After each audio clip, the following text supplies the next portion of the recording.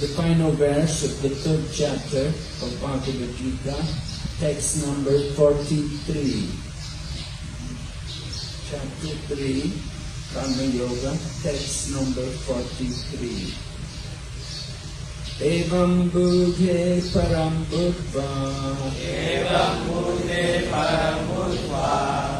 Samstab Atmanam Atmana Samstab Atmanam Atmana Jahi Satram Mahabaho Kamarupam Durasatam Evam Budhe Param Budva Samstavatmanam Atmana Jahi Shatram Mahabaho Kamarupam Durasatam Evam Budhe Param Budva Samstavatmanam Atmana Jahi Shatram Mahabaho Kamarupam Durasadam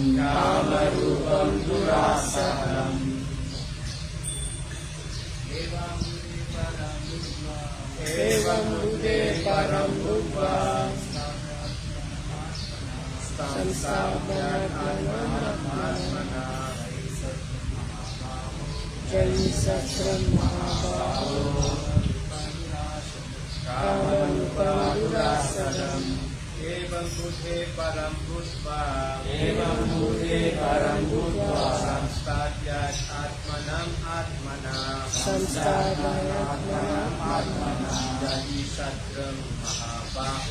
Jahi Satram Mahabaho Kamarupam Durasadam Evam Budhe Param Budva Samstadyatmanam Atmana Jahi Satram Mahabaho Kamarupam Durasadam Vaishnavi. Evam Budhe Param Budva Samstavatmanam Atmana Jahi Satram Mahabaho Kamarupam Durasadam Evam Budhe Param Budva Samstavatmanam Atmana Jai Satram Mahabaho Kamarupam Durasadam Evam, thus, Budhe, to intelligence, Param, superior, Budva, knowing, Samstapya, by steadying, Atmanam, the mind, Atmana, by deliberate intelligence, Jahi, conquer, Shatrum, the enemy, Mahabaho, almighty armed one, Kamarupam, in the form of lust, Durasadam, formidable. Translation. Thus knowing oneself to be transcendental to the material senses, mind and intelligence, almighty armed Arjuna, one should steady the mind by deliberate spiritual intelligence, Krishna consciousness, and thus, by spiritual strength, conquer this insatiable enemy known as lust. Purport by Srila Prabhupada. This third chapter of the Bhagavad Gita is conclusively directed to Krishna consciousness by knowing oneself as the eternal servitor of the Supreme Personality of Godhead, without considering impersonal voidness the ultimate end. In the material existence of life, one is certainly influenced by propensities for lust and desire for dominating the resources of material nature. Desire for overlording and for sense gratification is the greatest enemy of the conditioned soul. But by the strength of Krishna consciousness, one can control the material senses, the mind, and the intelligence. One may not give up work and prescribed duties all of a sudden, but by gradually developing Krishna consciousness, one can be situated in a transcendental position without being influenced by the material senses and the mind, by steady intelligence directed towards one's pure identity. This is the sum total of this chapter. In the immature stage of material existence, philosophical speculations and artificial attempts to control the senses by the so-called practice of yogic postures can never help a man towards spiritual life. He must be trained in Krishna consciousness by higher intelligence. Thus ends the Bhaktivedanta purports to the third chapter of the Srimad Bhagavad Gita in the matter of Karma Yoga, or the discharge of one's prescribed duty in Krishna consciousness. Om Jnana-timirandasya Dhananjana Shalakaya Chaksurmilitam Yena Tasmai Shri Gurave Namaha. Shri Chaitanya Manobhishtam Sthapitam Yena Bhutale Swayam Rupa Katamayam Dadati Swapadantikam Vandeham Shri Guru Shri Yatapatakalam Shri Guru Vaishnavamsya Shri Rupam Sakrajatam Sahagana Raghunatam Vikam Tam Satirvam Sadvaitam Savadutam Parijana Saitam Krishna Chaitanya Devam Shri Radha Krishna Padam Sahagana Navita Shri Visakhanikam Sta. He Krishna Karuna Sindhu Dinabandhu Jagatpate Gopesha Gopika Kanta Radha Kanta Namastute Tapta Kanchana Gaurangi Radhe Vrindavaneshwari Vrishabhanusite Devi Pranamami Hari Priye Vanchakalpatarubhyascha Kripa Sindhu Vaevascha Patitanam Pavanebhyo Vaishnavebhyo Namo Namaha. Namo Vishnu Padaya Krishna Prestaya Bhutale Srimati Bhakti Vedanta Swami Niti Namine. Namaste Saraswati Devi Gauravani Pracharine Nirvishesha Shunyavadi Paschatya Deshatarine. Jai Shri Krishna Chaitanya Prabhu Nityananda Shri Advaita Gadadhar Shri Vasadi Gaura Bhaktavrinda.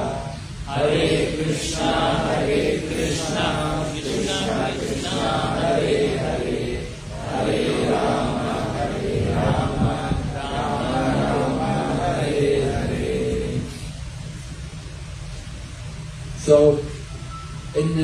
third chapter, Arjuna had asked this question to Lord Krishna. And this verse which we read tonight is the conclusion of Lord Krishna's answer to the question. Arjuna had asked to Lord Krishna,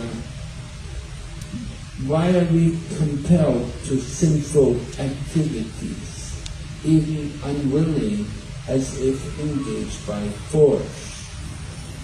And Lord Krishna had responded by explaining that this is due to lust. And Srila Prabhupada, in the purport we read tonight, Prabhupada explains what is the meaning of lust. Lust means the desire to overlord something, to claim something as our own, for our own property. Prabhupada also said it is simply the desire for sense gratification, that we want to try to satisfy the senses. But the nature of the senses, of course, is they're never satisfied. And Lord Krishna goes on to explain the nature of that lust. He describes it as the all-devouring sinful enemy. So he's talking about the enemy, right? When you have an enemy, just like, there's so many wars going on.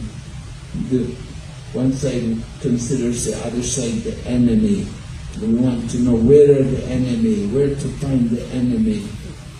So Lord Krishna also, in Bhagavad Gita, he explains to us that lust is the enemy, and you will find it situated in the senses, in our mind, and even in our intelligence.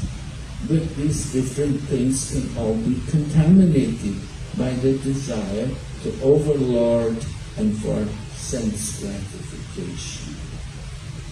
So Lord Krishna explains how there's different degrees of lust. It can be it can be greater and greatest according to the attachment, according to the desire which we have for sense gratification. The lust will be more and more intense. So then Lord Krishna goes on to explain how we can overcome that, how we can conquer over the enemy. We have the enemy, how to conquer them. And Lord Krishna explains about spiritual strength. We have to have spiritual strength. You get material strength. Maybe you go to the gym and you lift weights, right? Build up the muscles and get some physical strength. But we want spiritual strength. How do we get spiritual strength for ourselves? Because we have to conquer, we have to fight the enemy. So we get spiritual strength by engaging in devotional activities. Just like coming to the program here at the temple, coming in the morning for the morning program. If you come regularly, you get spiritual strength. When you come in the evening also, similar again, you get more spiritual strength. And if we do our sadhana, we do our regulated practice, chanting daily, we get spiritual strength by doing these things. So we have to apply ourselves to the process. We have to practice the process of devotional service regularly. And it gives us spiritual strength so that we can conquer the enemy. And Lord Krishna also speaks about how we have to steady the mind and steady the intelligence. We have to understand, Lord Krishna is explaining, that we are transcendental to the senses. And we are transcendental to the mind and transcendental to intelligence. We are spiritual beings. We are all spirit souls. And the spirit soul is transcendental to the gross body and the subtle body. Subtle body means the mind, intelligence, and ego. So that is the subtle body. Gross body, the senses. Subtle body, the mind, intelligence, and the ego. And we are transcendental to these things. So Lord Krishna had explained like that in the Bhagavad Gita, how the living entity is a spiritual being. Yeah, in the second chapter, Lord Krishna had been explaining to Arjuna the difference between the body and the soul. That for the soul, there's never birth nor death. Najayate mriyate va kadachin nayam bhutva avityava nabhuya adjo nityam shashvatoyam purano nahanyate hanyamani sharire. For the soul there's never birth nor death, nor having once been does he ever cease to be. He is unborn, eternal, ever existing, and primeval. He is not slain, even when the body is slain. So we are transcendental to the material body. We have to come to that consciousness. Our spiritual strength will require that we have actually realized ourselves as a spiritual being. And we will want to work in that consciousness as a spiritual being. How does a spiritual being work? A lot of people don't know, but even sometimes you've got people like the Gyanis. They think if you are spiritual beings, you don't work, and they want to stop everything. Their process is just negation. Therefore they go away from the world. But in Krishna consciousness, we don't do these things. In Krishna consciousness, we have to work in Krishna service, working for the pleasure of Krishna. This gives us also spiritual strength. We get the strength to conquer over the material energy. What is the sign that we have developed spiritual strength? Well, the sign is that we will be able to say no to Maya. When the material energy confronts us and wants to encourage us in acts of sense gratification, we will reject. We will not be interested, because that is the nature of Krishna consciousness, that we're experiencing a higher pleasure, a pleasure in the service of Krishna. And we can all develop a realization of that pleasure by associating with devotees in Krishna consciousness. We will develop taste for these activities. We develop a taste, just like we get a taste for prasadam. We enjoy to eat prasadam more than to eat mundane food, the food of the material world coming from the fast food stores. That kind of food is not appealing to devotees. Devotees enjoy prasadam, and prasadam means the mercy of Krishna. So we enjoy the mercy of Krishna not only in the form of food, but we enjoy also Krishna's mercy in the activities of devotion, chanting the holy name and dancing. We enjoy kirtan. The devotees have nice kirtan melas sometimes. And nowadays we're hearing how the devotees here are going on Harinam Sankirtan, right? The other Saturday evening, there's a group of devotees who go out and do Harinam Sankirtan for several hours. So that is mercy. You're getting the taste of the holy name of Krishna. And actually that's our duty as devotees, to go out and distribute Krishna consciousness to people. We like to be there in the streets, meeting the people, giving them some consciousness of Krishna. Just by them seeing us, people, if they just see us in our dhotis and with our tilak on and so on, then it reminds people, oh, there's a devotee. Oh, Krishna, Hare Krishna.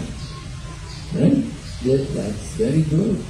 We want to do that. We want to remind people about their position, that we're all meant to be engaged in the service of Krishna. So we try to let people see us. Now sometimes some devotees think, oh, I want to hide, I'm going out, I have to change my clothes, take off my devotional dress and put on some ordinary karmic clothes. But no, we want to be in devotee dress and let people see. I was in Hong Kong and I was walking in downtown Hong Kong going to see different people, and I was dressed in my dhoti, and somebody saw me, one lady from the Philippines, she was here in Hong Kong and she saw me and she thought, oh, there's my reminder. Because she saw me as a devotee, and so she was reminded about Krishna. So that is the effect. You see, we like to be devotees. We don't need to hide ourselves. We get spiritual strength to go out and to meet people and to tell them about Krishna. So devotees, that is our duty in the service to Lord Chaitanya Mahaprabhu's mission, to distribute Krishna consciousness. Lord Chaitanya Mahaprabhu taught everyone to chant the holy name and to take up devotional service. It is not restricted to just one class of people or one race of people, but it's open to everyone in every race, every position of life. Young man, old man, women and children, everyone can be engaged in Krishna consciousness. So Krishna consciousness is something which we want to awaken in everyone. It's there in everyone, but they need to be awakened. Bhaktivinoda Thakur, of course, he wrote one song which we sometimes sing about, Jeev Jago, Gora Chanda Boe. He's saying, wake up, sleeping souls. This is the problem. The conditioned life is like being in a deep sleep.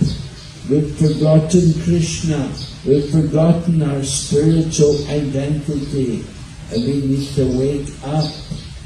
So this is the first step in conquering over lust. We want to conquer over this enemy lust. We have to realize we are not the body. We are spiritual beings living in a material body.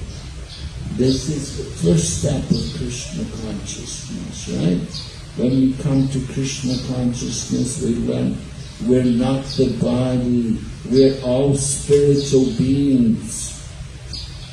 And then we have to go on from there, understanding that we're not the body, understanding that we're spiritual beings. We then have to take up Krishna consciousness, practicing Krishna consciousness. And that means regularly hearing and chanting. Shravanam, and kirtan. These two activities are the roots of the creeper of devotion. Of course, there are 9 different angas for devotional service, but the roots, the most basic practice is to hear and chant. We have to hear regularly, and we have to hear about Lord Krishna and Lord Krishna's teachings, like in Bhagavad Gita. We're reading this evening Bhagavad Gita. In the morning we're reading Srimad Bhagavatam, Bhagavad Purana. But there are many other books also which we read, which all glorify the importance of spiritual life, coming to realize our identity as a spiritual being. In the bodily concept of life, people are never happy. They're always morose and miserable, trying to satisfy their senses. We can never find any happiness from this material life. You may say, I'm happy, but we will see how long you are happy for. Very quickly, the problems come. Very quickly, old age comes, disease comes, so many other problems, economic problems, and medical problems, education problems, family problems, one problem after another. There is the nature of the material world. There is a place of problems. We say, Duk alayam ashafratam. It's a place of misery. It's not a joyful place. We're trying to find happiness here, and we come up with different inventions to try to make us happy, to help us find some relief from all the miseries of the material world. We have things like mobile phones and computers, so many things to divert our mind, to forget about all the miseries of this material world. But it's still there. The miseries are always going to be there. You can't get away from them. You get rid of one misery, another one will come. Something else will come. It's the nature of the material world. It is full of miseries, problems. And it is true not only on this planet, but from the highest down to the lowest. From the highest planet in the universe means Satyaloka, or the planet of Lord Brahma, and down to the lowest, at the bottom of the universe, the hellish planets, Patala Loka. It's all misery everywhere, because everywhere there is birth and death. So we have to understand our real happiness is not really found here, although we can make some temporary adjustments. Ultimately, there's always going to be troubles here. Our real situation is to become Krishna conscious, to become worthy to get out from this world. And becoming Krishna conscious means we want to just simply hear and chant. We want to be engaged in devotional activity. Of course, people will say, well, I have to work, I have a job, I have my family, I have to do so many things for them. Yes, but you can do them in Krishna consciousness. We have to think of Krishna when we do these different things. Just like Arjuna. Arjuna's going to fight. He's on the battlefield. He's confronting a big enemy. A great battle is supposed to take place. Arjuna is reluctant to take part in the battle. But Lord Krishna is telling him, no, you should do it. Arjuna was worried about sinful reactions. Lord Krishna said, no, you don't get sinful reactions if you do it even in karma yoga. If you fight as karma yoga, there's no reactions. Karma Yoga means detached from the results. So we have to learn to detach ourselves from the material affairs, the miseries of life. Certainly, it can be very depressing sometimes. Just like nowadays, if you look at the news, so many wars and problems going on, and the economy is very bad, and cost of living is increasing. Oh, petrol is going up again and again. So many problems. Where is the happiness? Well, actually the happiness is within. We have to look within. We have to look into the self to understand our spiritual nature, ourself, to understand ourself as a particle of the Supreme Lord. The nature of the soul is Satchit Ananda. It is eternal, full of bliss and knowledge. But the nature of the body is just the opposite. The body is not eternal, it is temporary. The body is not joyful, the body is miserable. And the body is not in knowledge, the body is ignorant. We have to come to the transcendental position. So Lord Krishna is explaining to Arjuna and to all of us how we have to understand. Higher than the senses is the mind. Higher than the mind is intelligence. And higher than intelligence is the soul. And we should know ourselves to be transcendental to the senses, the mind and the intelligence. Then we can be properly situated. Then we can experience real happiness, the happiness of the soul. The happiness of the soul is awakened when we start to engage in devotional service, particularly when we begin to chant the Mahamantra. So when we're suffering and you're feeling very miserable and depressed, we should take shelter of the holy name. We should call out to Krishna by chanting his holy name. This is the solution to all the miseries of the world. I remember 1977, Srila Prabhupada was in his final year in this world. He was not in good health. And he came to Juhu, he came to Mumbai. At that time it was called Bombay. Anyway, they had arranged a big Pandal program.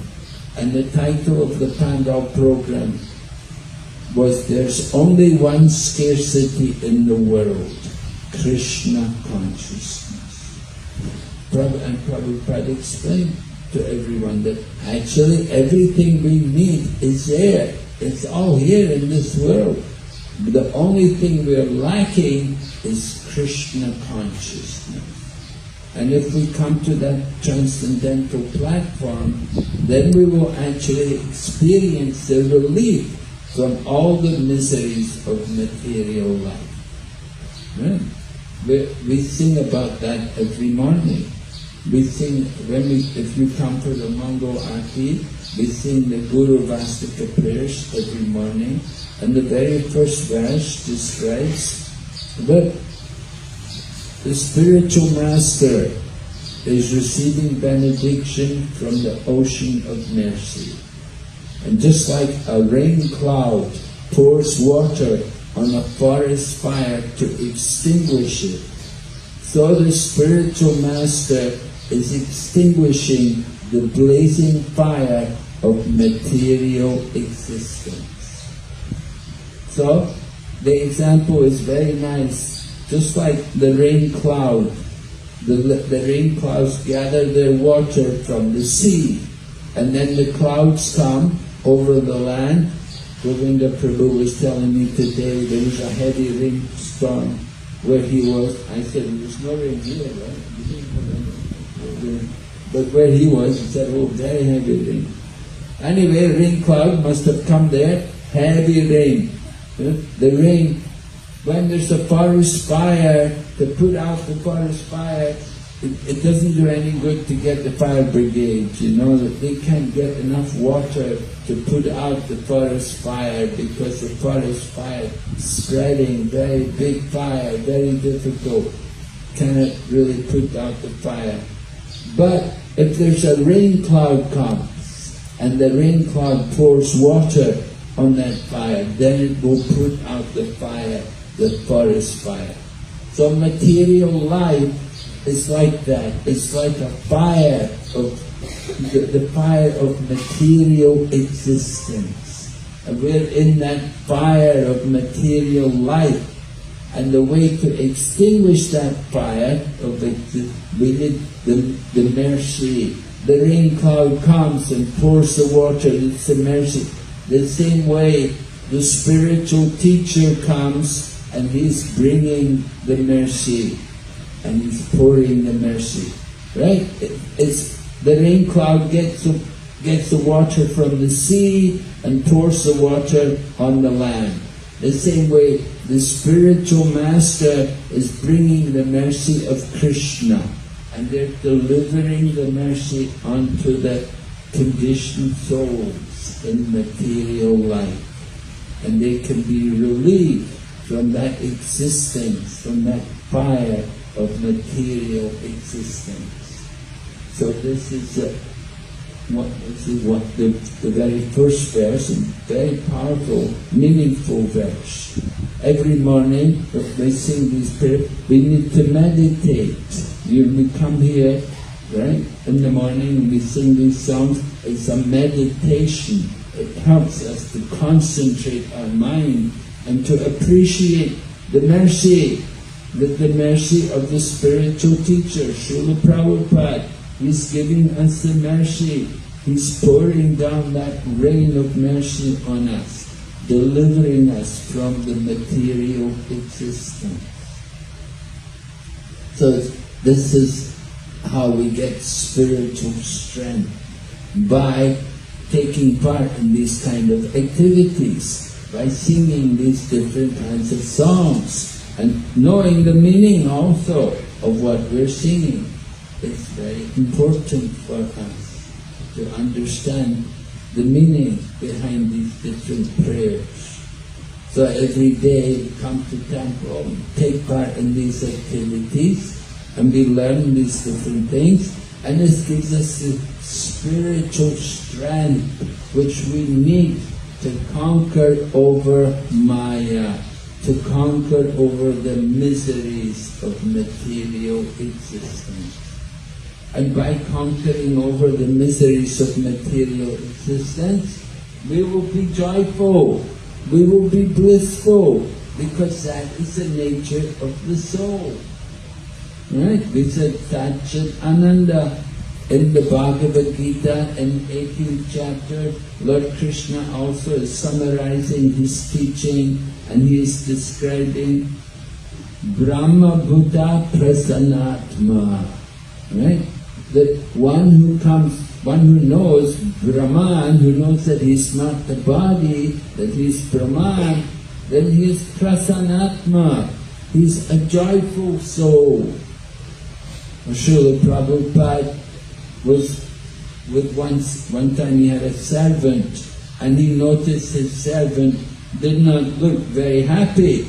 He had a very miserable look, a very long face. And Prabhupada said to him, if you are morose, you cannot be in Krishna consciousness.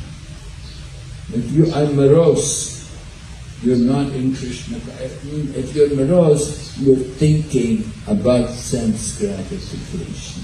You're not thinking about Krishna. You're not thinking about devotional service. You're just simply thinking about our own sense gratification. So that is the cause of moroseness. And you will never be happy thinking about sense gratification, because senses are never satisfied. Lord Krishna explains the nature of lust. It burns like fire and is never satisfied. And so we have to understand the nature of material existence. We should not allow ourselves to be tricked and to be influenced by that and to fall into the trap of trying to enjoy the material world. Of course, conditioned souls, they're blind. They don't know these things. And they're all working very hard. They're dedicating their life. And the other day they pointed out this one man. He said this one man, he walks 10 kilometers every day. He said his only business is to try to keep healthy. Now, how long can you keep healthy? He was already an elderly man, and he's walking every day 10 kilometers. But does it mean he will not die? Will we not get old? Will we not die one day? It's inevitable. He just Radha Krishna Kanaya Ki Jai, Jagannath Baladev Subhadra, Nitya Gauranga Rao Ki Jai. So he did not understand the real business in life is to conquer birth and death. Not just to try to keep healthy. You can never just keep yourself healthy. But you want to conquer over birth and death. That is the real business of human life. And if we have conquered over birth and death, then when we give up this body, we will never take birth again. Tadvadiham punarjanma naiti mamiti so Arjuna. If we go back to Krishna, we will never come back to this place. So we have to understand the nature of material existence. We have to be convinced. We have to work for ourselves, work to become Krishna conscious, to develop that spiritual strength, to keep ourselves strong, that we can conquer over Maya. All right, are there any questions? Anybody? Any doubts? Any problems?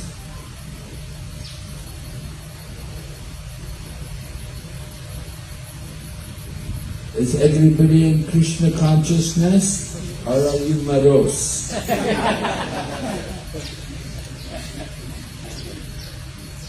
If you want to see all joyful, happy faces, then you're Krishna conscious.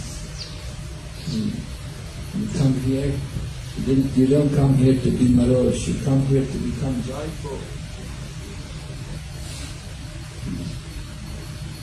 So Krishna consciousness, it awakens, you just have to take part in the process. So it's a very scientific process and it works for every living entity. But it depends also on your application and your endeavor. If you make the effort, you have to put the effort into it.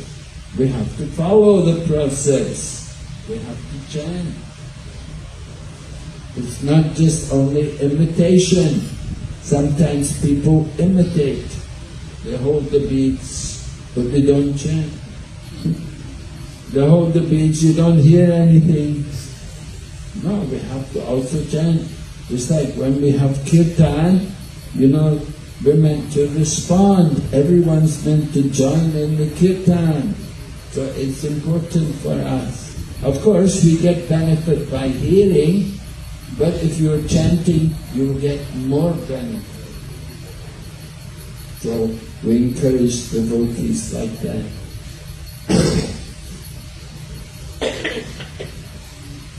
They want to hear carefully, just like people hear and they forget everything. What was he talking about? Oh, I don't know. They sit here and they don't remember anything. It goes in one ear and goes out the other. So we want that when you hear, that it will go to the heart. It will enter into the heart. And if it enters into the heart, then it will clean the heart. Shrinvatam Swakata Krishna Punya Shravana Kirtana Ridyantastohi Abhadrani Vidunoti Suritsatam. Lord Krishna, who is the Super Soul, cleanses the desire for material enjoyment. By hearing Srimatam Punya Shravana Kirtan, just by hearing the topics of Krishna, it's a pious activity. We get the benefit of pious activity, much greater than if you were to do some charity, put the fish back in the sea, or let the birds go free. You can see, we've got some birds in here, I'd like to let them go free. Tell them, go, They don't want to go, And we try, anyway. Pious activities, they get, the benefit is there. Hearing Srimad Bhagavatam. Right? This is a pious activity. Srindatam Swakata Punya Shravan Redi Antastoya Bhadrani Idunoti Sutta. By hearing, it cleanses the desire for material enjoyment. So that is the power of hearing about Krishna, chanting the names of Krishna, coming to see the deities, just coming and seeing the deities. Of course, when we come to temple, we want to come to be seen, not just to see, but to be seen. Right? Lord Krishna, Krishna Kanaya, He's seeing all of us.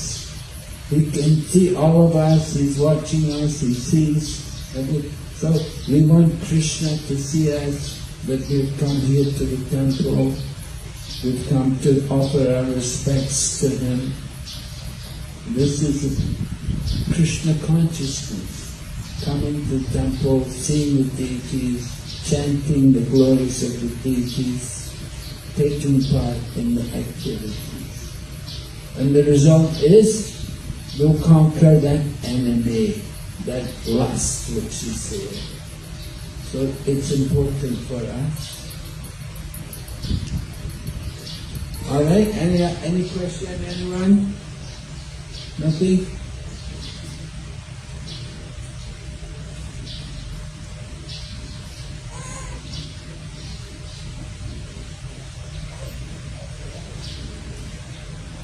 Okay. So we'll finish here. Srimad Bhagavad Gita ki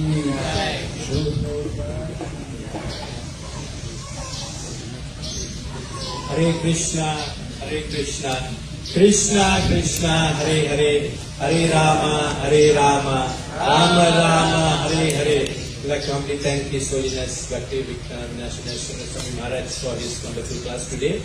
And tomorrow Maharaj will be delivering a lecture in Krishna Balaram Center in Kulem at 9 a.m. tomorrow. So we'd like to humbly invite all devotees for that program tomorrow morning. And we have some Mahaprasad sweets, Ekadasi sweets for distribution. We'd like to humbly invite Maharaj to distribute the sweets. And Maharaj is a traveling preacher serving the mission of Srila Prabhupada. So if any devotees would like to contribute for this mission of Srila Prabhupada, I'd like to humbly encourage devotees to do so. Thank you very much. Hare Krishna, Krishna Krishna, Hare Hare, Hare Rama, Rama Rama, Hare Hare. Jai Srila Prabhupada ki.